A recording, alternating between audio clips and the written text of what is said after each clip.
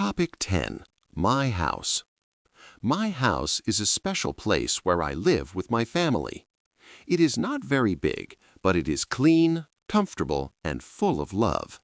I feel safe and happy in my house every day.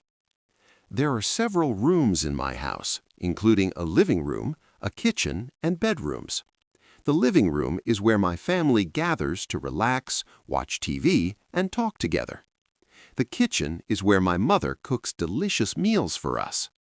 My bedroom is my favorite place because I can study, read books, and rest there. My house is always clean and well organized. We try to keep everything in the right place. I help my parents by cleaning my room, washing dishes, and doing small tasks. Keeping the house clean makes it a better place to live. In my house, we spend a lot of time together as a family.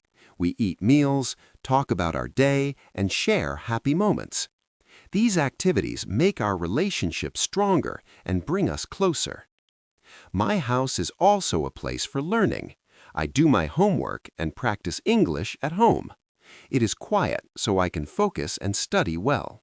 I feel comfortable when I study at home. Even though my house is simple, it is very important to me. It is a place full of love, care, and happiness.